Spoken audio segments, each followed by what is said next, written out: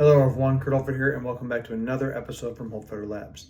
Today we continue on with Fiore's practice of the sword in two hands, and we're going to explore what I call the two pillars and the three concepts that he talks about specifically within his manuscript in general, but in the sword section, particularly when he talks about posta, guardia, and then he also makes mention of the three categories of that being pulsativa, instabile, and also stabile.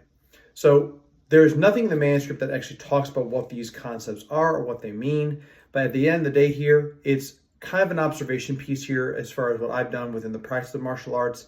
And I believe that he's making, once again, anatomical discussion points to help people understand how to move with the sword in two hand, as well as the psychology between each of the posta. So with that being the case here, before I start talking too much about it, let's get into it. So in this right here, we're going to be talking about the two pillars and the three concepts when it comes down to Fiore's sword structures when it comes down to sword in two hands. To define them first and foremost here, I'm going to have them go across the screen here as I demonstrate them. And we're going to utilize this line here to kind of show the line of attack and whatnot, which is very important for us to understand. So we'll start with our pulsativa positions. Pulsativa being your posta di donna, whether it be alla soprana or this position right here as far as posta di donna. You have your tuta porta di ferro, which puts the sword here in a place where the blade is towards or down. As you see different variances in regards to this. And then also on the other side, we have posta di donna alla sinistra. Okay, so those are your three pulsativa guards. The next we're going to talk about are your instabile positions. And if we look at them, there's a reason why we're going to look at this once in just motion, in position, but then also as posta, guardia, and etc. So your instabile guards are, we have posta longa, which is extending out, standard position as such, this goes right here. We have your posta frontale, which again, this could be up into the side portion right here. We have posta finestra, which allows us, again, this position here, again, where we have a line, but also pull up into the side right here, others known as an ox. And then we have bicorno, posta bicorno, which depending on how you see it, and there'll be more about this, I see it as coming this way, and I think the bicorno is actually about the thumbs because it looks like two horns. So I have this right here as far as this goes. Now, those are your instabile posta. Your stabile positions are going to be your mezzo porta di ferro, sword down in front like this right here. We have then dente di cingaro, which puts us slightly offline. See, like open up the legs here, just slightly in this. And then dente di cingaro mazzana, which you kind of start doing it, where you turn, cross the way, it's right here. Those are three right there. The other one that we have here is coda longa, which is the blade is behind us as far as this goes right here. And then last but not least is your posta breve, which is going to be the sword is close to the body, your shortened guard, and we're extended out this way. Okay, so those are just the concepts that we have in general for the posta that we have for the Getty. So let's talk a little bit about them as posta, and then let's talk about them as far as guardia. As far as the posta go, I see the word posta, it means like postures, if you will, but I see them also as signposts. And we know we have 7 blows, and in those 7 blows, we have different ways in which all of these positions that we just talked about allow us to create motion and movement. And that's a key point of it all. So all I'm going to talk about here for the first one here is utilizing a colpo fendente. So being in the posta di donna alla soprana, or again, this just makes it easier for me. And we're going to talk about the right fendente. So as I come out with this, I'm going to shoot out into posta longa. And from here, I'm going to extend down into dente di cingaro. So coming along this way right here.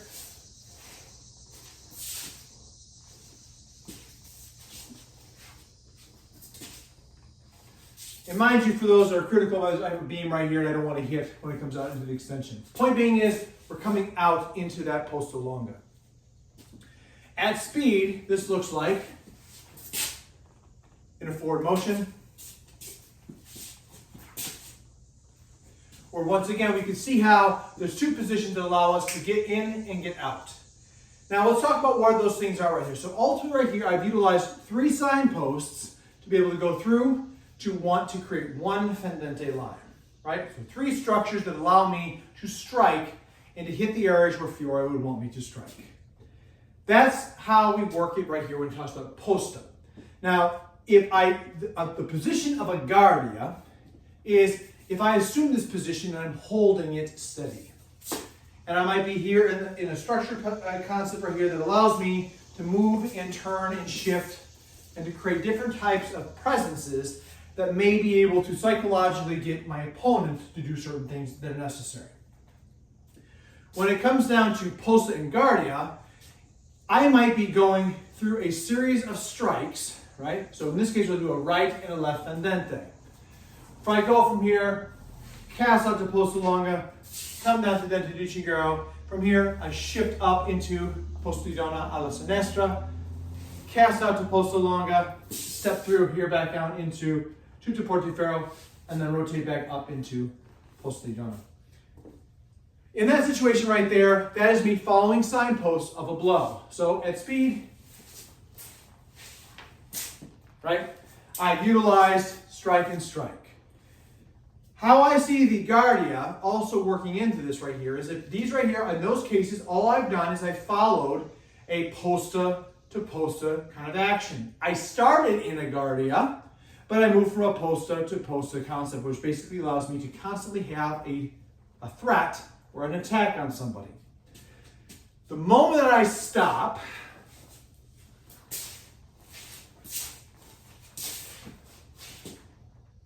now I'm in another guardia. So at that point right there, I did 3 blows, and then even though I extend out, I've stopped in a posta longa structure here, so it ceases to be a posta and becomes a guardia. So that may have been a situation tactical. Maybe I've come in here, I've struck, and then I'm coming back up, and I decide to stop right there, and I'm holding a new threat onto the person, and I'm going to use the plays as described in the later portion of the manual to employ different tactical solutions against somebody. Now, let's talk about what each of these things do and what I think of them as a little bit why. Pulsativa guards.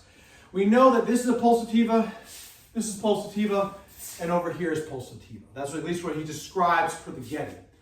To me, these are pulsativa because these are rotational node points where you can turn and move in different directions.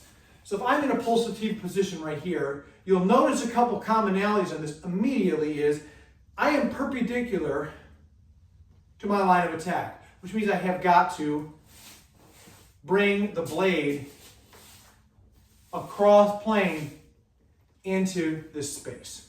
It also means too, if I'm in this spot, I have rotational spots where I can rotate and strike out. I can also turn and come across into other areas that allow me to create similar shapes that allow me to go pulse to pulse to pulse to pulse.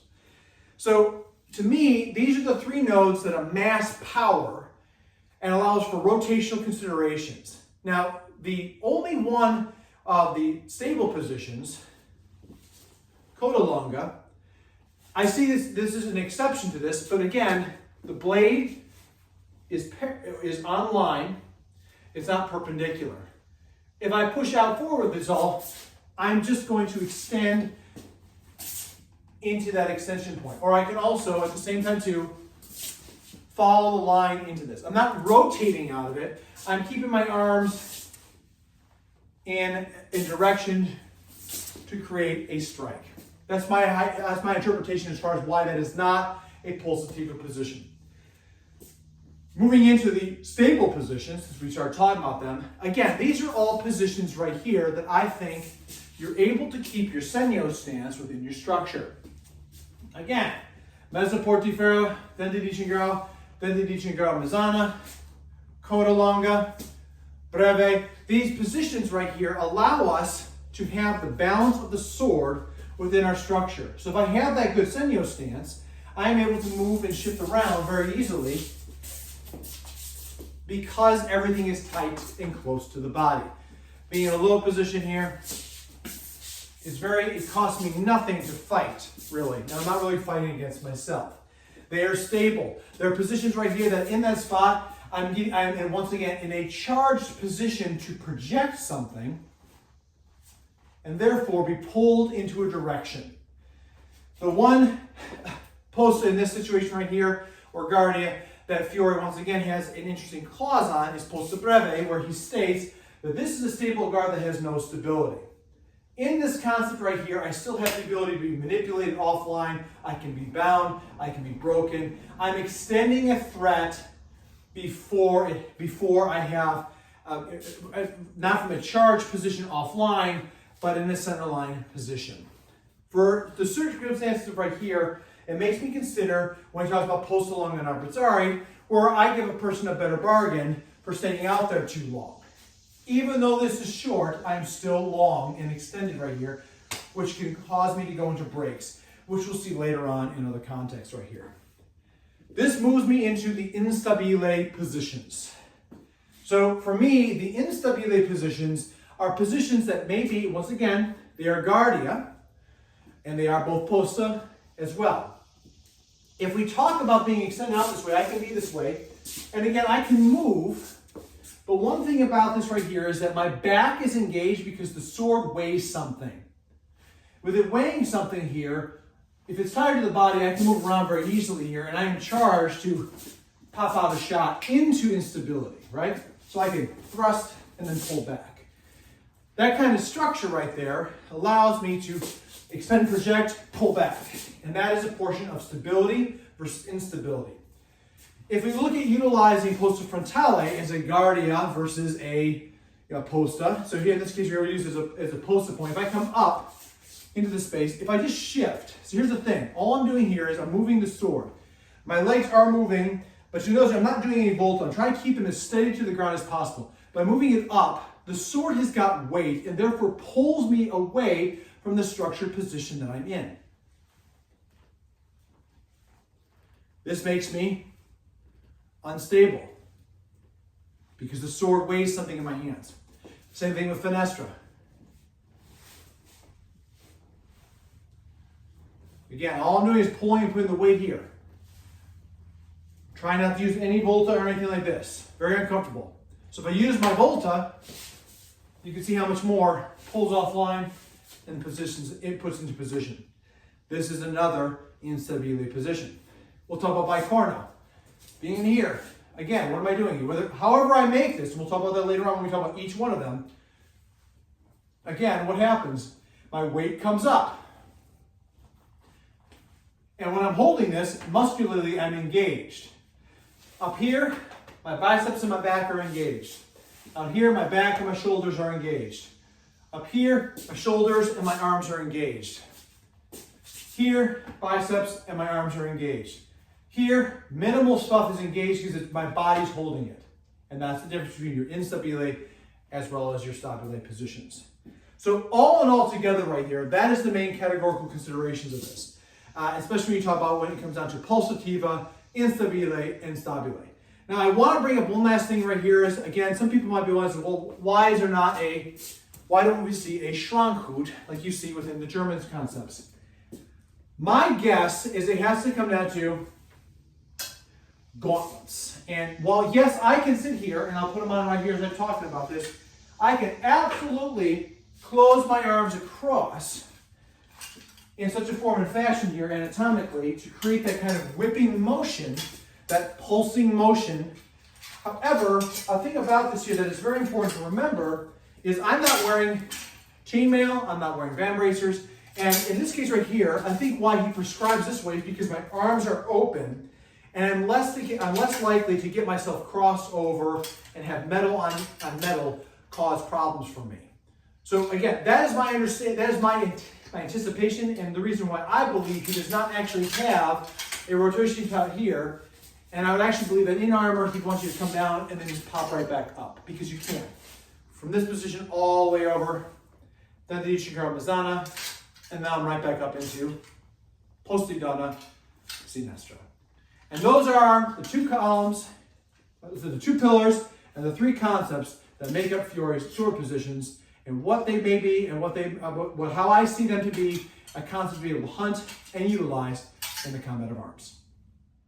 So as you can see with the video, again, these concepts here when it comes down to movement, shapes, and structures, there's a psychology that Fiore has within each of the guards. And I say that because he lists out the attack patterns and also some best practices that come down to each individual posta. Now for today, all we did was we looked at the three concepts, and then also between posta and guardia, and what these terms may mean or may not mean.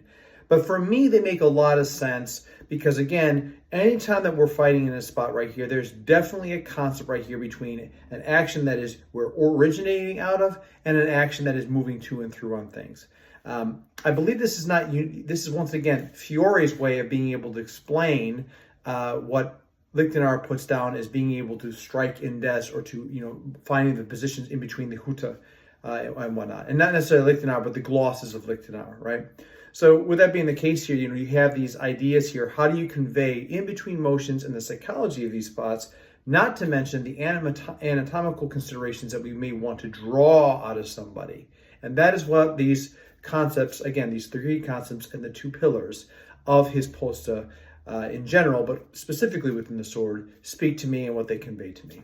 So that's going to do it for the video here. Again, not a very complex video, but also a very important detail right here, because this teaches ultimately the structural things that we're trying to fight against, and maybe also what we may be facing against here is as far as a larger animal of, like, how do we approach something that is standing in that position, and what are the plays that come out of this.